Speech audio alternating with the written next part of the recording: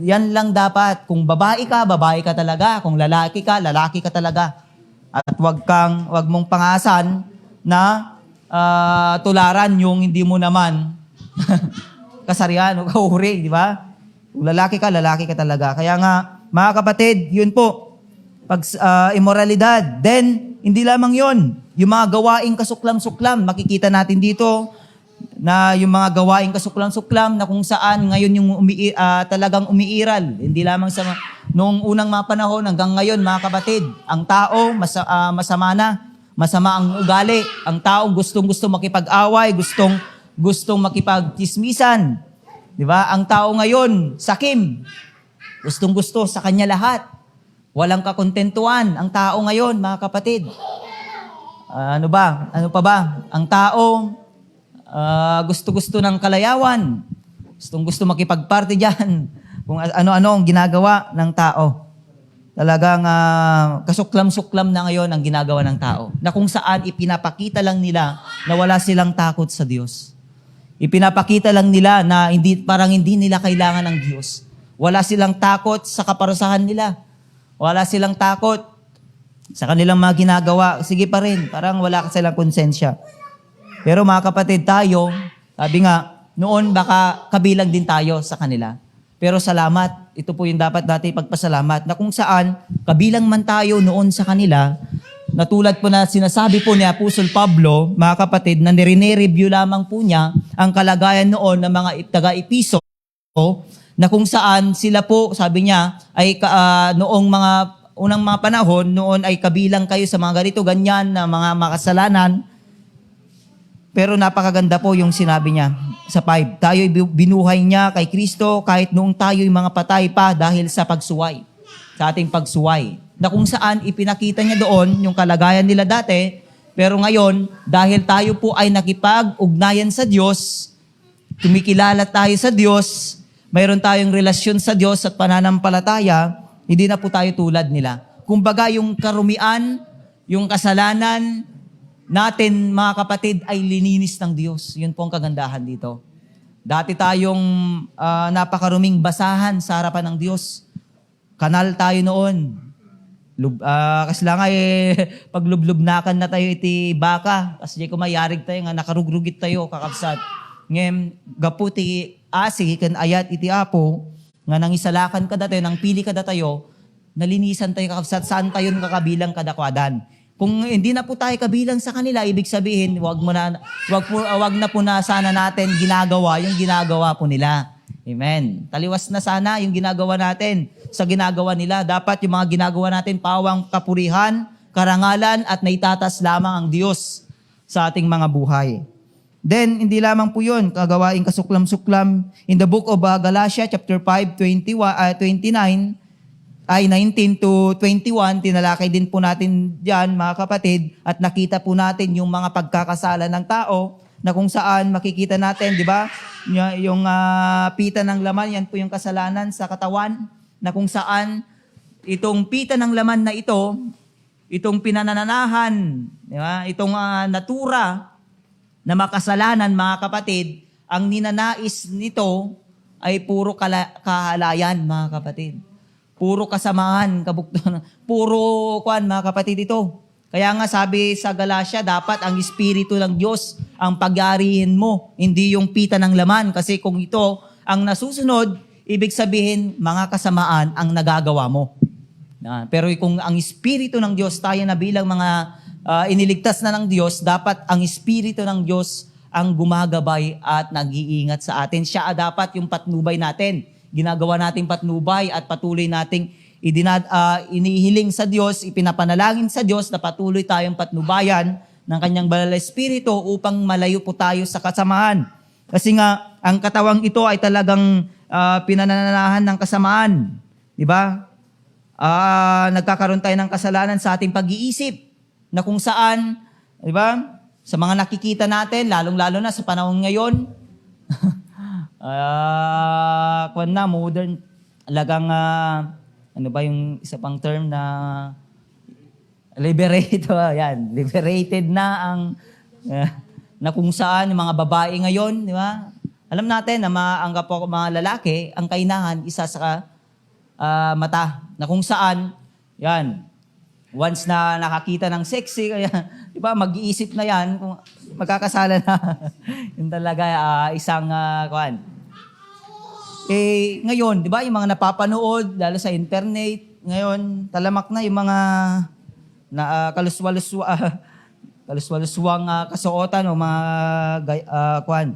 isinusuot ng mga babae, mga ganyan. O kaya yung mga isinusuot na ngayon, di ba? Wala na. Kaya nga maraming binabastos na babae dahil nga sila rin yung isang dahilan. Alam na nga nila na ang kainan ng lalaki ay mata. Ganun pa, di ba? Kaya nga hindi rin, kuminsan hindi rin ay isang mga mapabasol, duma, dagiti lalaki, gapungarta, dagiti ipagpakita, dagiti babae niya, na maminsan, kaya nga, yun po kasalanan sa isip, kasalanan sa puso, laging nagtatanim ng sama ng loob, galit, ayaw magpatawad, magparaya, o kaya anuman, mga kapatid, yan, nandito, kasalanan sa puso na kung saan nagiging matigas ang puso natin sa mga taong gumagawa ng kasamaan sa atin, di ba? Ngem kunamot iti apo kadatay nga namati kakabsat, nadaman dagiti agaramid kadatayo iti madi, santay kumangag mula kadakwada iti sakit iti nakem.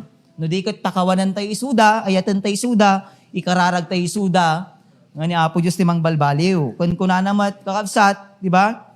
Doon sa Roma din, mga kapatid, wag tayong padaig sa masama, kundi daigan natin ang masama sa mabuti, na kung saan dapat tayo po na bilang mga lingkod ng Diyos, hindi po sana tayo nagtatanim ng sama ng loob o hindi natin pinapatigas ang ating puso sa iba.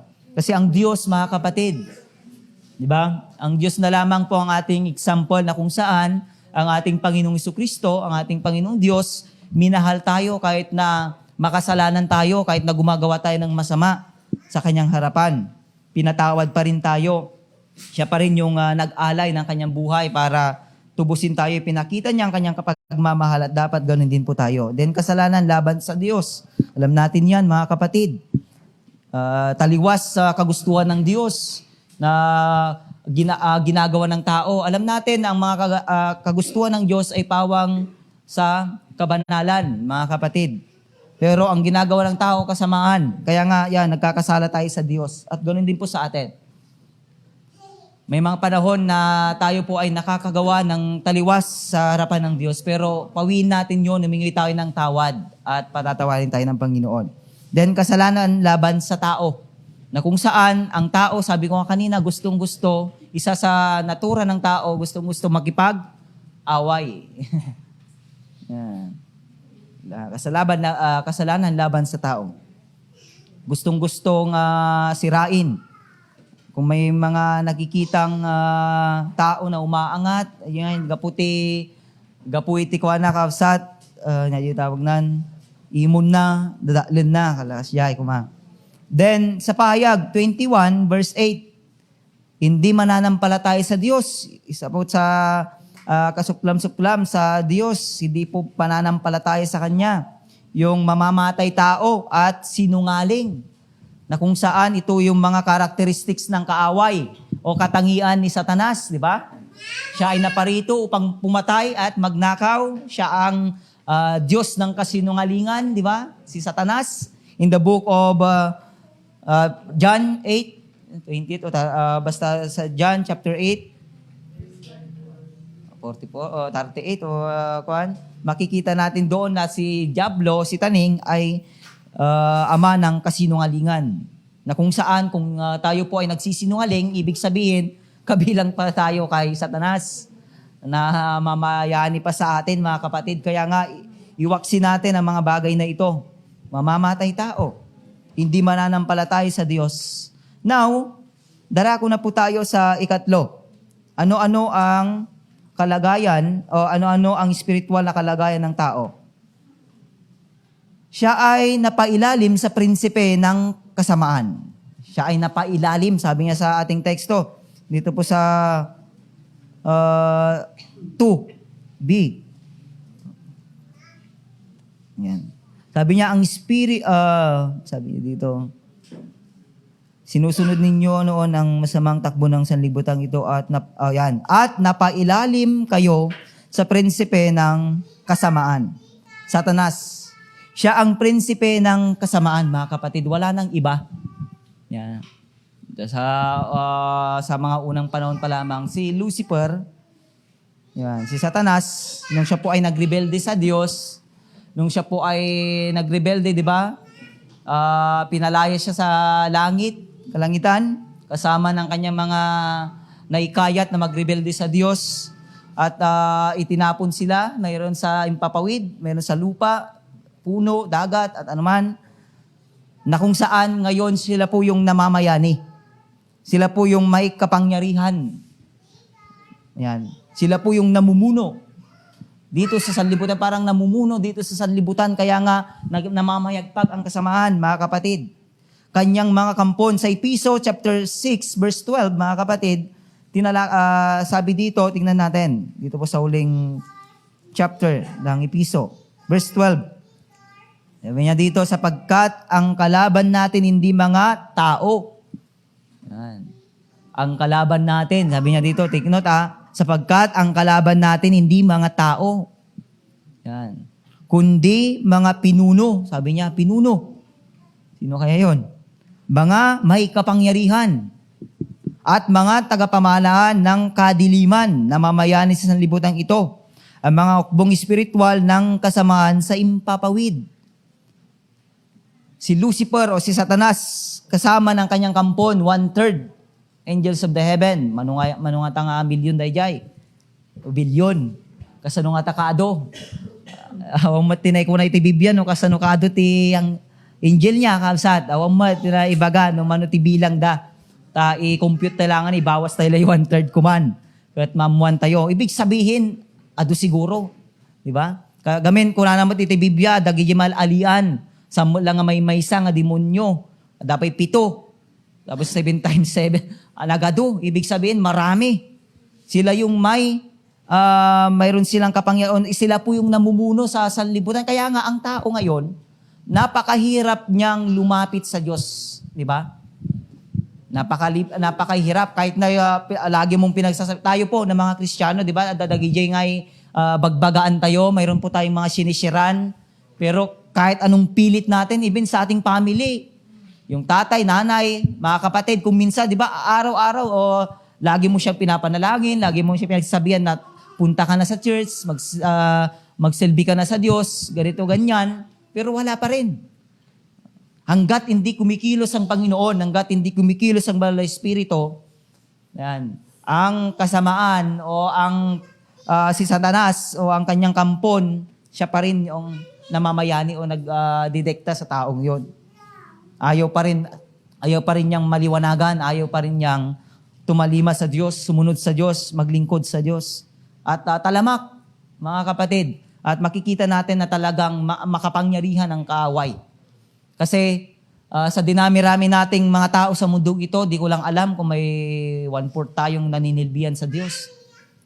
Oo, sabihin natin, may takot sila. Takot lamang pero wala pong personal na relasyon.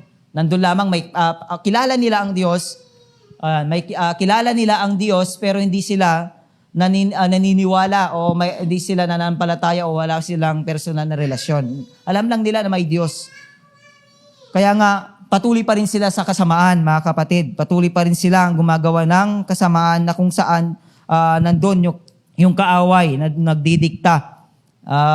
Umiikayat sa kanila na gawin ang mga bagay. Kaya nga maraming mga mamamatay tao, rapist, magnanakaw, maraming mga diyan talaga kung ano-ano ginagawa, di ba? Na kung saan yan po yung kagustuhan ng kaaway. Alam niyo ba na ang layunin ng kaaway, sirain tayo sa Diyos. Di ba? Yan po ang kaaway na parito para sumira, magnakaw, pumatay. Ayaw kasi niya na tayo na mga linikha ng Diyos ay makasama ng Diyos sa kalangitan. Gusto niya na ang lahat ng tao ay makasama niya doon sa kaparusahan kasi darating ang panahon ng Diablo hukumin na doon na siya mamamalagi, nandun na siya mapaparusahan. Kaya yan din po ang inaantay natin, mga kapatid, na kung saan gusto niya na ang lahat, kaya nga 24/7 siyang nagtatrabaho, mga kapatid. Talagang ginugugol niya lahat ng panahon, oras, minuto para sirain ang tao sa Diyos. Ayaw niya na ang Diyos ang maghari sa kanya. Gusto ng diablo na siya ang maghari sa mga tao. Yan nga, may mga kapangyarihan, mga tagapamahala ng kadiliman, umiira sa mundo, mga bong espiritual ng kasamaan at sa impapawid. At dapat yung tatay iti satanikon kapsa, di ba? Nabuya yun, di man YouTube, ay babae pa daye, dakat. Talagang pinigis-pigis naman, bibiya. Sangwanan dagiti membro da.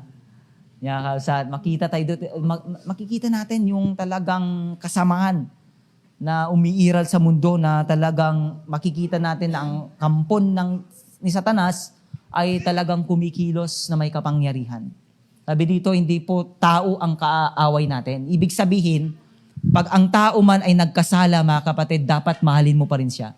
Kapuutan mo ang kanyang kasalanan. Ituwid mo ang kanyang kasalanan, pero ikaw bilang tao, dapat nandun pa rin yung care, nandun pa rin yung passion, yung willingness mo na bahaginan, i-rebuke, mahalin ang taong yon, dahil tao yon tulad mo. Kung ikaw ligtas, nais ng Diyos na iligtas ka, ganun din, nais din ng Diyos na iligtas ang taong yon. Kahit nung maminsan kami kakadatay kakabsat, no, dadagidya nga makapasakit ka, pasakit ka datayon, at dadagidya may nitawag na dayayan, at dadagi taong di datay nga panpansinan, balbaliwalan datayo, awan mo tan, lalo dagiti ang namati, talaga mo't nga, saan nga talaga nga maiwasan, nga makarami dati basol, lislisyan tayo mo't isudan, kapuutan tayo mo't isudan, anya ngay, kasla tayo malang kadakwadan no, kasjay nga rod kakabsat. So nga dapat, kung na niya po Diyos nga, pakaibigan mo ang iyong mga kaaway. Di ba? Idalangin mo sila, napatawarin, pagpalain mo sila, di ba? Tanong kastakat, di ba, yung tinalakay natin, gawan mo sila ng mabuti. Diba?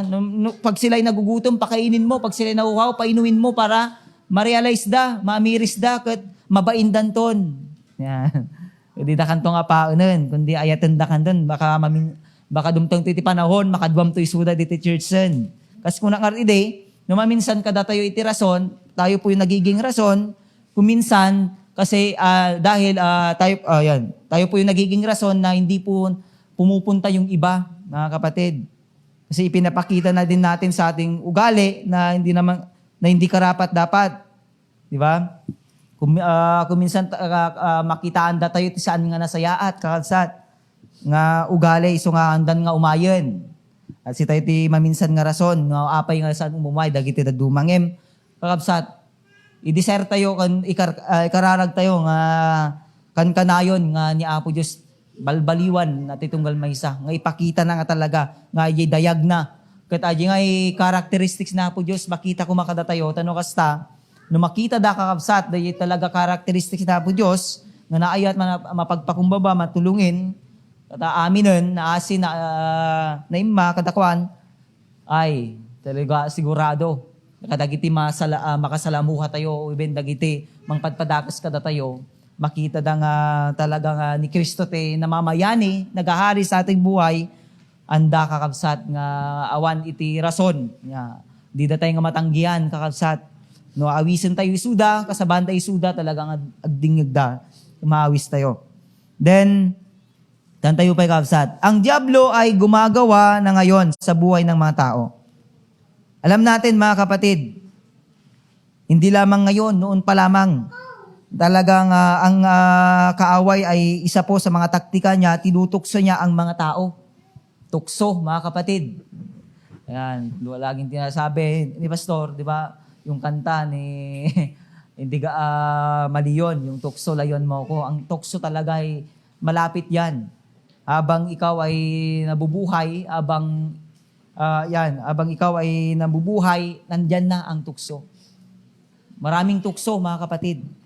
Maaring ang mga material na bagay, even pinansyal, mga tao, madagi offer yung offer ng sanlibutan, mga kapatid. Di ba?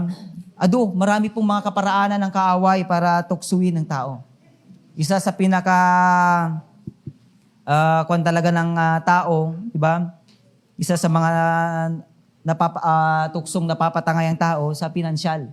Kasi yan din naman yung kailangan. Ado dagiti Kristiyano, maraming mga Kristiyano, even mga pastor o kaya mga lingkod ng Diyos, napapatangay sa tukso ng pera. Na kung saan nagiging Diyos ang pera, na kung saan yan na yung dumidikta sa tao, na kung saan yan na yung nagiging dahilan, na kung saan ang tao hindi na nakakasimba, hindi na pupunta sa church dahil busy. Gusto niyang mag-earn. Gusto niyang yumaman. Diba? Tukso yan. Hindi po masama ang may mga kayamanan. Hindi masama, sabi nga, narinig ko yung kuwan. Pag hindi masama na may pera ka, mga kapatid, hindi masama na mayroon kang mga kayamanan at lahat-lahat. Ang masama lamang ay kung yan po ay magiging prioridad mo.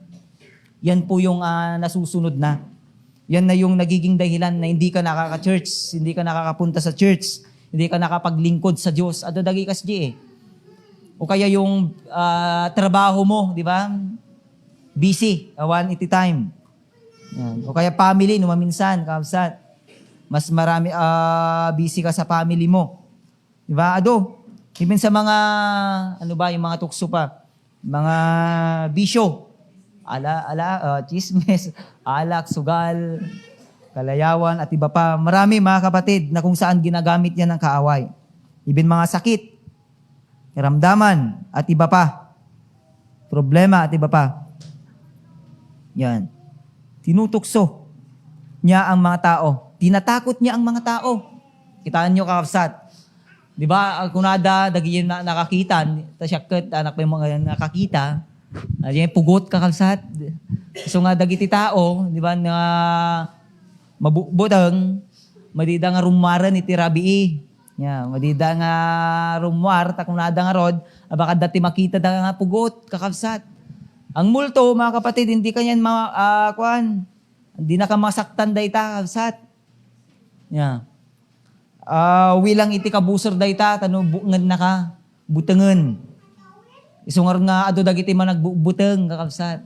Ngayon kadatay ko mga Kristiyano, dayjay tinalakay tayo day, di ba, hindi po espiritu ng kaduwagan ang binigay sa atin ng Diyos, kundi espiritu ng kapangyarihan, di ba? Pag-ibig at pagpipigil sa sarili, na kung saan wag sana tayong matakot sa ginagawa ng kaaway sa ating mga buhay, yung pagtakot niya sa atin.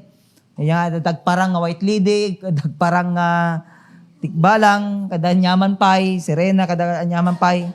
Talagang dayta iti kabusor kakabsat. Ngayon kadatay nga namati, di ba, iti panlaban tayo dita. Mayroon po tayong panlaban sa mga yan. Di ba, in the name of Jesus, the powerful name. Ang makapangyarihang pangalan ni Kristo ang dapat sambitin natin pag tayo po ay tinatakot ng kaaway. Even yung mga yung nangangamba ka, sila nga yung mabuteng ka, manandanagan ka, kadakwa, sambitin mo lamang pangalan ni Yesu Kristo. Makapangyarihan yon. Then, dinadaya niya ang mga tao. Yan. Dinadaya niya ang tao, di ba? Kumbaga, nililinlang niya ang tao na dapat ang tao ay sumunod sa Diyos. Tignan natin. Adan at Eva, mga kapatid, di ba? Ang serpent, dinaya niya eh. Kumain sila dahil doon. Tinukso niya, dinaya niya. Napatangay sila. Then, doon na nag-start na sila ay nagkasala. Then, hindi lamang po, dinadaya niya ang mga tao. Inaalipin niya ang mga tao. Ado dagi niya yung demon possessed, kakapsat. Maraming ganon. At dagiti bagtit, dagiti kasta kuma. Halimbawa, yung mga baliw, mga demon possessed, di ba? Yan po yung mga kawawa eh. Kasi nga, nagiging, ano tawag doon, aslangan ay kulungdan kini Satanas sa kabsat. Sila po ay inaalipin niya. Yan. Kaya nga, kitaan nyo, dagijay demon possessed, tignan natin, di ba? Ang lalakas nila. Ori naman iti magigam kadakwada, no, kumusay ko, talagang nagpipigsada. Patunay na talagang sila po ay inaalipin ng kaaway. Na kung saan, ang kaaway na ang siyang nagahari. Baka mayroon ng 7 o higit na demonyo na nakapasok sa kanila. Yan. Then, di lamang po yun, ang mga masamang espiritu ay gumagawa na ngayon sa taong ayaw magpasakop sa Diyos sa tubig. Studi. Sila ay ayaw magpasakop sa pamumuno ng Diyos. Yan. Ayaw. Kaya nga maraming nagiging dagi NPA. Halimbawa kasi kung makabsat, di ba, ang NPA lumalaban sa pamunuhan. At ganun din po, i-relate natin. Marami ding mga NPA na tao na ayaw pasakop sa pamumuno ng Diyos. Even kung minsan ang Kristiyano, ito po yung nakakalungkot. Di ba? Yung mga Kristiyanong tinuringan o sinasabing Kristiyano, pero hindi naman talaga nagpapasakop sa pamumuno ng Diyos. Ginagawa pa rin naman niya yung kagustuhan niya. Sinusunod pa naman niya yung pita ng laman niya. Yan. Ibig sabihin, hindi siya na sumusunod sa pamumuno ng Diyos sa kanyang buhay. Ayaw pa rin niyang magpasakop sa Diyos. Kaya nga, ang taong yon, kung ganun po ang taong yon, ibig sabihin siya po ay sinasakop pa lamang o siya ay nagpapasakop pa lamang sa demonyo. Yan. Then sila ay ayaw sumunod sa batas ng pamahalaan. Tulad po ng sa Roma. Mga kapatid, Roma 6 o 13 yun. Na kung saan makikita natin na, di ba, ang pamahalaan, dinisinyo ito ng Diyos. Kumbaga siya ang nagdisinyo, gumawa nito, upang ang lahat ng tao ay pasakop, sumunod sa mga batas. Pero maraming tao, yung tulad ng sinabi ko kanina, mga NPA, mga ayaw sumunod sa batas ng pamahalaan, na kung saan sila po yung mga kinakasangkapan ng kaaway na nagre-rebelde. Kaya nga ang gulo-gulo, di ba? Minsan ang gulo-gulo ng ating bansa. Minsan may mga patayan, may mga ambusyan, may mga kasandaluan, kapulisan na mamatay, di ba? May mga pamilyang kawawa, nauulila. Dahil maraming mga ganyan, mga kapatid, maraming hindi po na nakikipag-ugnayan sa pamahalaan. Lumalaban sila sa kapamahalaan, mga kapatid, at yan ay isa sa gawain ng kaaway. Kumbaga, ang kaaway, ang siyang sinusunod nila o sinusunod nilang nilang mga prinsipyo na taliwas naman sa kalooban ng Panginoon. Diba? Sila ay ayaw sumunod sa mga batas ng pamahalaan. Sila ay ayaw tumalima sa pamilya. Dapat dagi kasi kakabsat. Na kung saan sila yung mga rebelde sa loob ng tahanan. Mga anak, diba? May mga anak, may mga magulang na iniiwan ang kanilang mga anak, nakikirelasyon sa iba, mga kapatid. Yeah. Ayaw tumalima, ayaw tulungan, o kaya yung mga anak na ito o pamilyang ito na nakaraos o kaya sumagana ang buhay, o di da nga matalyawon, dagiti ay pamilyada nga grigrigat, at dagiti kasya nga, makalimot, kakapsat, maraming ganun. Yan. Ayaw tumalima sa pamilya, pinapabayaan ng pamilya, pinapabayaan ng mga anak, kaya kawawa at maraming mga nagre-rebelde. Maraming nagiging basag ulo o kaya problema ng lipunan dahil din sa kagagawa ng mga magulang. Then, pang-apat, yan, palpasan tayong kapsat. Talagang, baka dahito yun iti last, yan, patalastas lang kakapsat Baka dahito yun, dua pa masar. Kuna no lasod. Dapat iti duwa kakapsat nga Domingo. Ay iti lang nga bulan. Last nga bulan. Yes, la bulan. Last nga bulan kakapsat nga makadwadak ditoy. Church. Taga Brudakon. Yan. Purin pang Panginoon. Yan. Mapantay kakapsat di may kapat. Yan. Di ba yung ikatlo kanina, siya ay napailalim sa prinsipyo ng kasamaan. Pang-apat, siya ay sumusunod sa masamang hilig ng katawan at pag-iisip. Yan ang likas ng tao, mga kapatid. Masamang hilig ng katawan. Siyempre, alam naman natin ang masamang hilig ng katawan, ito yung kamunduan. Ito yung ginagawa ng mundo. Ito yung mga naobserbaran natin na ginagawa ng mundo, mga kapatid. Yan. Ano ba yung gustong-gusto ng mga kabataan? Yan, sa mga kabataan, tanong lang, kung nga kayo, ano yung gustong-gusto ninyong gawin? Kung parang gustong-gusto ninyo, cellphone, ano pa? Ano pa yung mga gustong-gusto ng mga kabataan na inilalaan nila yung panahon nila sa mga bagay na yan? Party-party. Oh, sa mga nanay naman, ano yung gustong-gusto ng mga nanay? Kaya, Marites. Sa mga tatay, anong kaya ang gustong-gusto ng mga tatay na ginagawa? Trabaho, manood, ano ba?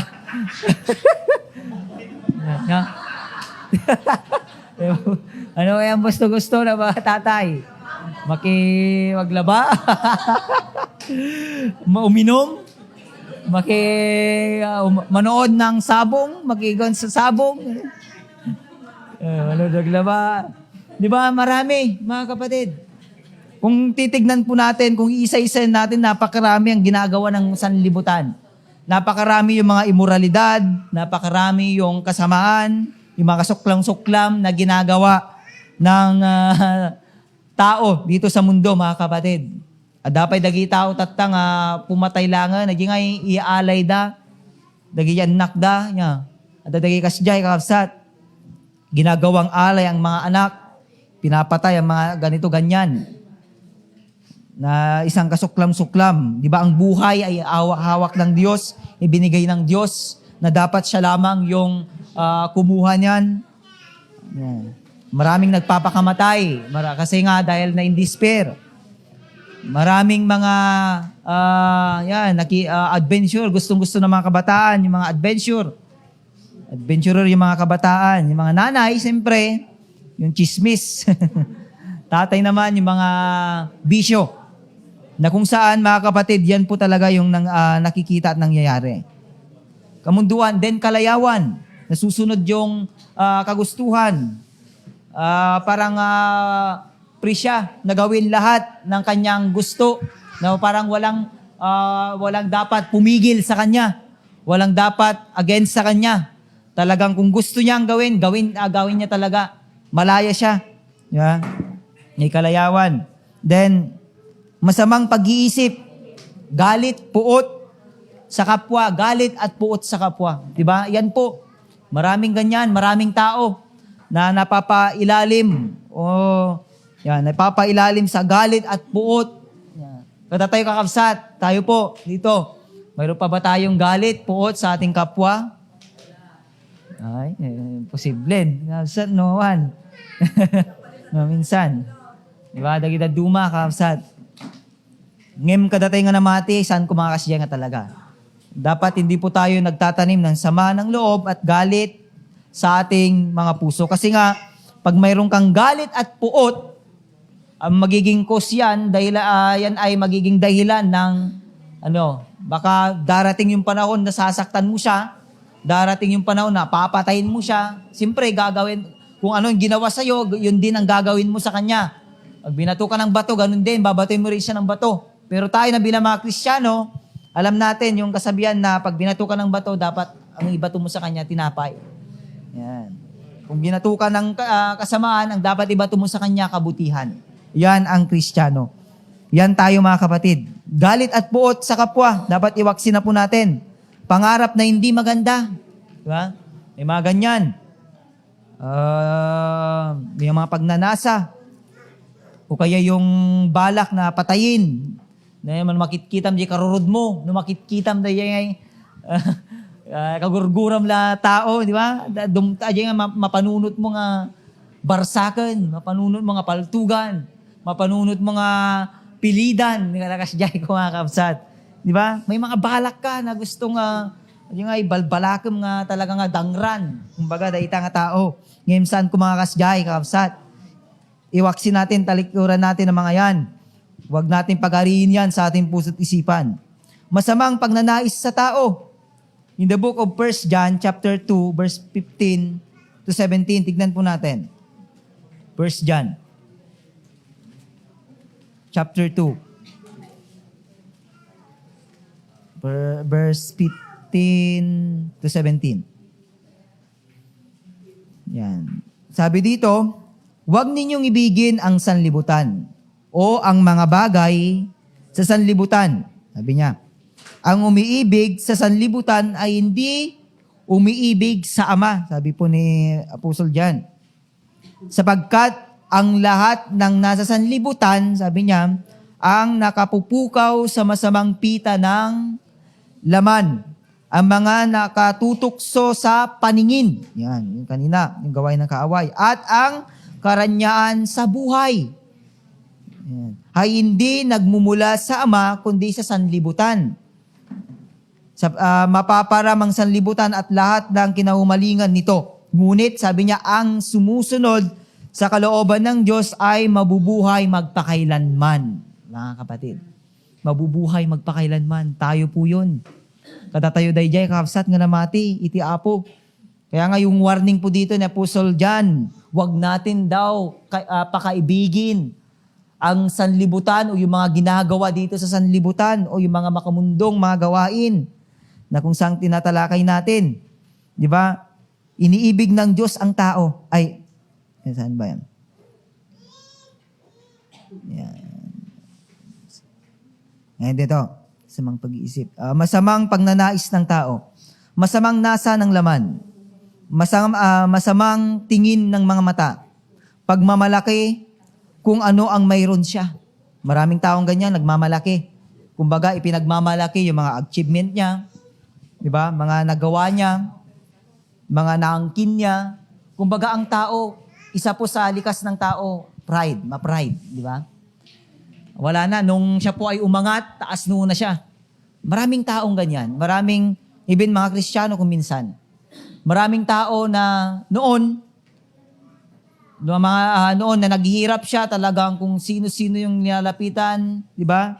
Hiningan ng tulong, pero nung siya'y umangat, nung siya'y yumaman, nung siya'y mayroon na ng mga ganito, ganyan, nung nasa kanya na yung mga ninanais niya, mayroon na sa kanya yung mga gusto niya, saka naman siya naging ma-pride. Saka naman siyang parang wala na siyang yung ay di na nga maikitan, left and right, di matanan, nakangatulatan, di ulo na, nakatingala lang nun. Di ba maraming ganyan na tao? Maraming ganyan, mga kapatid. Pero tayo po, dapat walang ganon. Di ba? Yung ipinagmamalaki, yung mga nasa sa atin. Di ba sabi ng Biblia, ang lahat ng nasa sa atin ay pinagkatiwala lang ng Diyos sa bawat isa. Na kung saan wala tayong pag-aari, mga kapatid, wala tayong pag-aari, ibig ng ating buhay. Ibig sabihin, yung mga kayamanan natin ngayon, ari-arian natin, yung bahay, lupa, mga sasakyan, lahat, ibig ng ating pamilya, lahat, mga kapatid, dapat ito ang dapat nating laging itanim sa ating puso't isipan. Lahat ng nasa sa atin ay sa Diyos yan. Sa Diyos lahat yan. Ibig sabihin, na pwede mo lamang gamitin ang mga bagay na yan sa kapurihan ng Diyos. Adumad dagiti na imot nga rod. Adumad dagiti san nga rod nga di tayo nga mararamin nga pagrubungan tayo kanya Apo Diyos. Kanayon nga may bagbaga tayo nga ited tayo dagiti banbanag nga para kini Apo. Dagiti tights kadakwa tayo kakabsat, di ba? Ngem apay nga narigat tayo nga aramiden. Di mat kunatay nga rod nga bagi ni Apo Diyos amin dagita. Sa Diyos lahat yan, mga kapatid. Ibig sabihin, dahil dapat nga aramatem para kini Apo. Nga saan mo nga dapat nga aramaten na ito nga dagiti kalayawam o kaya dagiti banbanag nga makapukaw mo't kini Apo Diyos. Dahil masunod dagi pita ng laman, dagi kagustuhan ng laman. Hindi po dapat ganoon, mga kapatid. Bilang mga Kristiyano, dapat ginagamit po natin ang mga bagay na yan para mapuri at masamba ang Diyos. At dapat hindi po yan yung nagiging prioridad natin, di ba, sa ating mga buhay, kundi yan po yung nagiging islib lang natin. Kumbaga, hindi yan yung number one sa atin. Oo, maganda yan, pero hindi dapat yan ang number one sa atin. Dapat pa rin ang Diyos. At dapat nagagamit yan para sa Diyos. Yan, sa karangalan ng Panginoon. At dapat yan ay nagagamit para maitaas ang Diyos, hindi maitaas ang ating sarili. At anuman, mga kapatid, nanapay. Yan. Yan. Then, yan, malpas tayo kapsat. Next, may lasa na ito yan. May kalima. Kapsat na ito italtalakay tayong spiritual na kalagayan ng tao.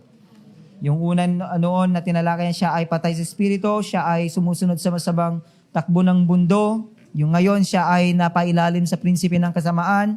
Siya ay sumusunod sa masamang hilig ng katawan at pag-iisip. Then last, siya ay kinapupuutan ng Diyos. Ito yung nakakalungkot. Kalungkot-lungkot, mga kapatid.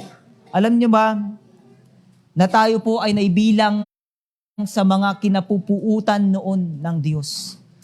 At yan din po ngayon ang nararanasan ng mga taong suwail at hindi sumusunod sa Diyos. Sila po yung kabilang sa mga kinapupuutan ngayon ng Diyos. Likas ng tao na siya ay sa 1 John o sa John chapter 3, mga kapatid. John chapter 3. Basahin nga natin ito.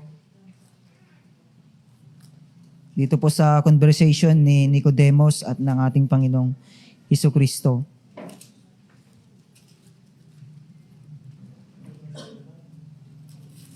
John chapter 3. Yan, si Jesus at si Nicodemus. Diba? Basahin natin hanggang ihitin yata, 21. Yan, basahin ko po. Tingnan na lang ninyo. Yan. May isang Pariseo at pinuno ng mga Hudyo na nangangalang Nicodemo. Isang gabi, siya ay nagsadya kay Jesus. Rabay, sabi niya, nalalaman po namin kayo'y isang gurong mula sa Diyos sapagkat walang makakagawa ng mga kababalaghang ginagawa ninyo maliban sumasa kanya ang Diyos. Maganda yung introduction ni Nicodemo. Sabi naman ni Jesus, sumagot si Jesus, sinasabi ko sa inyo, maliban na ipanganak na muli ang isang tao, hindi siya pag-aarian ng Diyos. Paano pong may papanganak na muli ang isang tao kung matanda na siya? Yun po yung sagot naman ni Juan. Kasi ang nasa isip niya, yung kapanganakan na muli, yung kapanganakan ng mga nanay, yung panganganak ng nanay. Yun kasi yung nasa isip niya eh. Iba yung tinutukoy ng Panginoon sa spiritual. Siya ay sa physical kasi. Kaya nga sabi dito, binaten, sumagot si Jesus, sabi ko sa inyo, maliban na ipanganak na muli ang isang tao, hindi siya pag-aarian ng Diyos. Paano pong may papanganak na muli ang isang tao kung matanda na siya? Baka papasok pa ba siya sa tiyan ng kanyang ina para ipanganak muli? Tanong ni Nicodemo, sinasabi ko sa iyo, sabi naman ni Jesus, maliban na ang tao ay ipanganak sa tubig, sabi niya, at sa espiritu, hindi siya pag-aarian ng Diyos. Ang tinutukoy niya dito, yung bautismo. At yung pananampalataya o relasyon sa Diyos. Sabi niya dito sa 6, ang ipinanganak sa laman ay laman, sabi niya. At ang ipinanganak sa espiritu ay espiritu. Huwag kayong magtaka sa sinabi ko. Kasi alam ni Jesus dito, mga kapatid, na ang tao, di ba, patay sa espiritu noon. Patay. Kailangan ma-revive. Yan, huwag kayong magtaka sa sinasabi ko sa iyo. Lahat ay kailangang ipanganak muli. Sabi niya, na muli.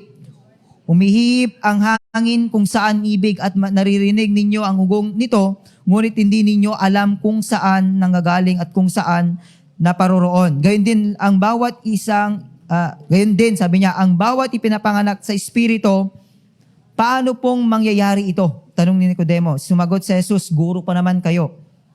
Sa Israel ay hindi ninyo naunawaan ang mga bagay na ito. Tandaan ninyo, ang aming nalalaman ang sinasabi namin at ang aming nasaksihan ang pinatutuhanan namin. Ngunit hindi ninyo tinatanggap ang aming patutuo. Kung hindi ninyo pinaniniwalaan ang sinasabi ko tungkol sa mga bagay na sanlibutang ito, paano ninyo paniniwalaan kung ang sinasabi ko'y tungkol sa mga bagay sa langit? Walang umakyat sa langit kundi ang bumaba mula sa langit, ang anak ng tao. At kung paanong itinaas ni Moises ang ahas doon din sa ilang, gayon din naman, kailangan itaas ng anak ng tao upang ang sinuman, dito na po, sumampalataya sa kanya ay magkaroon ng buhay na walang hanggan. Kaya ang tinutukoy doon ni Jesus Christ na maipapanganak muli ay yung pananampalataya mo kay Jesus. Kaya nga dito sa John 3:16, napakaganda.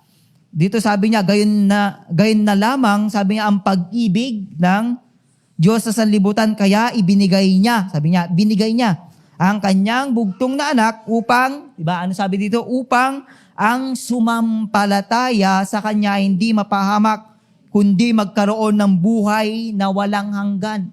Na dati patay ang tao sa espiritu. At dahil patay ang tao sa espiritu, ang kanyang hantungan, kaparusahan. Pero dahil siya ay sumampalataya at tayo ngayon ay sumampalataya, ibig sabihin ay panganak na tayo muli sa espiritu, na buhay muli ang ating espiritu na nakaugnay sa Diyos, na magiging dahilan na yan na tayo po ay makapunta na sa langit. Kaya nga sa 7, sabi niya, sapagkat sinugo ng Diyos ang kanyang anak, hindi upang hatulan, maparsoan ang sanlibutan, kundi upang iligtas ito sa pamamagitan niya. Hindi inaatulan maparusahan, sabi niya dito, tingnan natin, hindi maatulan maparusahan ang nananampalataya sa bugtong na anak ng Diyos, ngunit hinatulan ng parusa. Yan. Ngunit hinatulan ng parusa ang hindi nananampalataya sa Kanya. Siya ay kinapuputan ng Diyos. Likas ng tao na siya ay napapahamak, mga kapatid. Alam natin na ang tao likas sa kanya na mapahamak at pupunta doon sa walang hanggang kaparusahan. Likas na. Kasi yun na yung kabayaran ng kanyang pagkakasala. Yun na yung bayad niya sa kanyang kasalanan. Doon siya mapupunta, mapapahamak. At hindi lang yan, nahatulan na.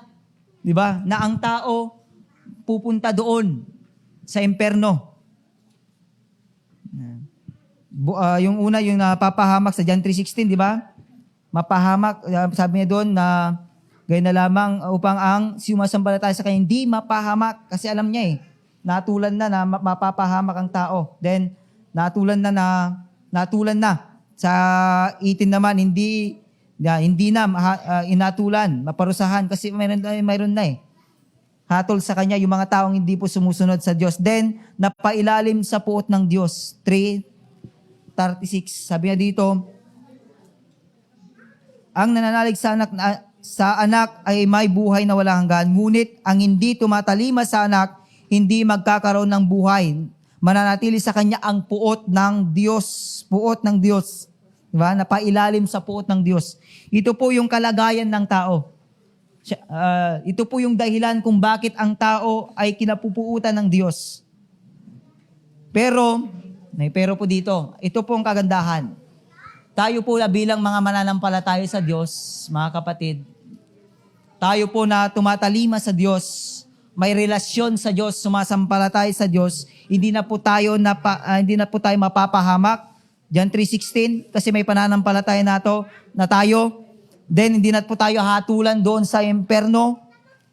Yan. Tayo po ay may buhay na walang hanggan, hindi na inatulan, maparusahan ang nananampalataya sa bugtong na anak ng Diyos, ngunit inatulan ng parusa ang hindi nananampalataya sa Kanya. Tayo po na may pananampalataya, hindi na tayo hatulan at hindi na tayo pupunta doon sa imperno. Then, wala na sa atin ang puot ng Diyos. Yan. Ano yung panggandahan? Wala na sa atin ang puot ng Diyos. Napalaya na po tayo diyan.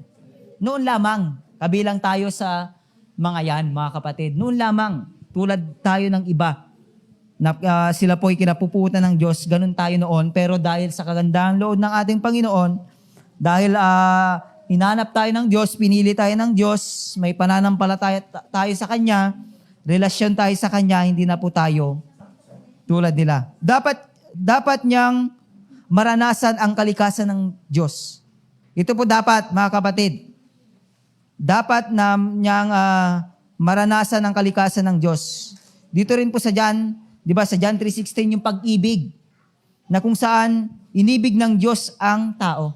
Na kahit na ang tao ay napakarumi sa kanyang harapan, makasalanan, immoral, sumasamba sa Diyos-Diyosan, mga taong sukasuklam-suklam, na kahit ganoon po tayo, mga kapatid, inibig pa rin niya tayo. Kumbaga siya rin po ang gumawa ng kaparaanan para hakuin tayo doon sa tiyak na kaparusahan. Yan. Iligtas tayo doon sa tiyak na kaparusahan. Yan. Kasi iniibig tayo ng Ama, ng Diyos. Ibinigay niya, di ba, dito sa John 3:16, gayon na lamang ang pag-ibig ng Diyos sa libutan. Kaya anong ginawa niya? Ibinigay niya ang kanyang bugtong na anak. Ganyan niya tayo kamahal. Siya yung naging kabayaran ng ating kasalanan. Then, nais ng Diyos na maligtas ang tao sa pamamagitan ng pananampalataya na kung saan yan din po yung tinanggap natin. Nais niya na ang lahat sana ng tao ay maligtas. Nais niya na ang lahat sana ng tao ay kumilala sa Kanya, tumalikod sa kanilang mga kasalanan. Ngayon, habang may panahon pa at pagkakataon pa, mga kapatid, habang hindi pa ginajudge ng Diyos ang sanlibutan, tayo po yung isang may assignment nito, mga kapatid. Accountable po tayo. Ito po yung Great Commission na kung saan dapat ginagawa natin. Nakikipag-participate po tayo. Na habang may panahon pa at pagkakataon pa, dapat ibahagi po natin sa iba ang salita ng Diyos, ang mabuting balita. Upang pag dumating man yung kaparusahan, yung judgment ng ating Panginoon, tulad natin na akyat sa langit, ganun din po sila. Ayaw sana natin na sila ay maiwan. Lalong-lalo na kung may mga membro pa sa ating pamilya. May mga kaibigan tayo. Sa mga may trabaho, yung mga ka-workmate ninyo. Yan. Yung mga taong nakapalibot sa atin. Yung dagi karuba tayo kuma, dito komunidad tayo, dito barangay tayo, ili, nyaman, adinuman, dagiti papamadagiti estudyante, yung mga kaklase ninyo, diba? Dapat ibahagi natin sa kanila. Kasi tiyak ang kaparusahan ng mga hindi po mananampalataya sa Diyos. Tiyak na sila'y mapapahamak. Tiyak na sila'y pupunta sa naglalagablab na apoy. Dapat tayo po yung isa na tumulong sa kanila na makilala nila ang Diyos. Ibahagi natin na may katapangan. Ibahagi natin na hindi tayo nahihiya. Yeah. Then, kalooban ng Diyos na sumampalataya ang tao kay Kristo. Yan. Gusto ng Diyos na sumunod ang tao kay Kristo. Yan po ang nais niya. Yun po yung kalooban niya. Yan po yung rason kung bakit ibinigay niya ang kanyang kaisa-isang anak. Gusto ng Diyos na tayo po ay, di ba, na ang lahat ng tao ay sumampalataya sa Kanya at talikuran ang masamang ginagawa o masamang pamumuhay, mga kapatid. Dahil sa masamang kalagayan ng mga tao, ang mga Kristiyano ay dapat magmalasakit. Amen. Tayo po, mga kapatid, magmalasakit sa mga hindi Kristiyano. Sa Judas 1:21 to 23, sa Jude, mga kapatid. Chapter 1. Yung text natin. 22 to 23. Diba? Sabi niya dito, di ba, kahabagan ninyo, sabi ni Judas, brother of Jesus. Sabi niya, kahabagan ninyo, tulungan ang mga nag-aalinlangan. Sagipin ninyo ang nasa apoy. Sabi niya dito. Ang iba na may kahabagan ninyo. Ngunit mag-ingat kayo. Yan, mag-ingat kayo. Kasuklaman ninyo pati ang mga damit nilang tigmak ng kaalayan. Ulitin ko, mga kapatid. Sabi niya, kahabagan ninyo, tulungan ang mga nag-aalinlangan. Sagipin ninyo ang nasa apoy. Yung tiyak na mapaparusa. Ang iba na may kahabagan ninyo. Ngunit mag-ingat kayo. May warning po siya dito. Mag-ingat kayo. Kasuklaman ninyo pati ang mga damit nilang tigmak ng kaalayan. Yan. Kawaan ang mga nag-aalinlangan. Agawin ang mga tulan sa apoy ng paghukom. Kawaan na may halong pag-iingat ang nasa kaalayan. Yung tinalakay natin. Pwede natin silang rebukein, mga kapatid. Pwede natin silang pagsabihan, pero wag tayong pa-influensya sa kanila. Iba yun. Wag nating tularan ang ginagawa nila. Then, kasuklaman ang mga damit na nadumihan dahil sa kaalayan. Yan po yung gawain po natin, mga Kristiyano. Yan po dapat yung ginagawa natin ngayon sa mga hindi po mananampalataya. Tulad po ng sinabi ko, mga kapatid, isa po tayo sa dapat na magpatuloy sa sinimulan ng ating Panginoon at ng kanyang mga disipulo at ng mga naunang mga Kristiyano. Tayo po ngayon na mga Kristiyano ang dapat nangangaral ng mabuting balita. Tayo po dapat yung nagtutuwid sa mga taong liko ang kanilang ginagawa, maalay na kanilang ginagawa. Tayo po dapat yung tayo po dapat na mga Kristiyano yung nagiging huwaran sa lahat, mga kapatid. Amen? Yan po yung dyan po tayo magtatapos, mga kapatid, sa ating topic na spiritual na kalagayan ng tao. Dati, yan, tulad po ni Apostle Pablo, ni-review niya yung dating kalagayan natin. Pero ngayon, lalahanin natin, pinalaya na tayo ng Diyos. Pag pinalaya na tayo ng Diyos sa ganyang kalagayan, wag na natin dapat balik-balikan. Kundi dapat tayo na po yung tumutuwid o nagtutuwid sa mga sa mga taong gumagawa ng mga bagay na ganyan. Tayo po yung dapat nangangaral sa mabuting balita. The time tayo so praise the Lord, God is good. May mga tanong po pa tayo, may daragdag pa. Nagtudon. Hallelujah. Blessing. So awanin ka kapsat. Kat isiran tayo nga rodan dahil nga Sunday school tayo, iti panagkara. Dawatik man nga tumakdar tayo amin. Hiling ko po na tayong lahat tayo tumayo at manalangin. Hallelujah. Diyos na dakila, makapangyarihan at walang katulad. Salamat, Panginoon, dahil na-review po kami, O God, na-remind kami at naalala po namin, O God, ang aming pong kalagayan noon. Isa po sa aming pinagpapasalamat, pinili nyo kami, hinirang nyo kami, O God, na maging lingkod ninyo. Naliliwanagan ang aming kaisipan. Nagkaroon kami ng takot, pananampalataya at relasyon sa iyo. At yan po ang kayamanan namin, Panginoon, na hindi matutumbasan ng lahat ng yaman sa mundong ito, na yan po ang amin pong pinagpapasalamat ng sobra-sobra. Salamat, O Lord, sa kaligtasan iyong pong pinagkaloob. Salamat, Panginoon, dahil hindi mo na kami ibinilang sa mga tao ngayon na masasama, mga gumagawa ng kabuktutan sa iyong harapan, kasamahan, kaalayan, pagsamba sa mga Diyos-Diyosan, na siyang kinapupuutan ninyo, yung mga ginagawa nila. Salamat po, Lord, dahil nagkami po, God, ay kabilang na sa mga taong kalugod-lugod, kaaya-aya sa iyo pong harapan dahil sa aming pananampalataya. At salamat po, God, sa iyo pong kabutihan sa aming buhay. Ang aming dalangin, patuloy mo kaming patnubayan, ingatan, Panginoon, protektahan at tulungan, O God, sa mga ganyang buhay ng mga tao, sa mga ganyang kalagayan ng tao, Panginoon. Tulungan niyo po kami na makapamuhay ng karapat-dapat at kalugod-lugod sa iyong harapan. Naway iakisin namin yung mga dating kalagayan namin o gawain namin noon, Panginoon. Naway tulungan niyo po kami na mamuhay ng karapat-dapat sa iyo. I-bless niyo pong bawat isa at tulungan niyo rin po kami na maging huwaran. At isa po kami sa mga kasangkapan ninyo na magtuwid sa mga taong ganyan, Panginoon. Pangaralan sila, hallelujah, na may halong pagmamahal. Ibahagi ang mabuting balita. Yung pinakalayunin ninyo sa tao, nais ninyong iligtas ang lahat ng tao.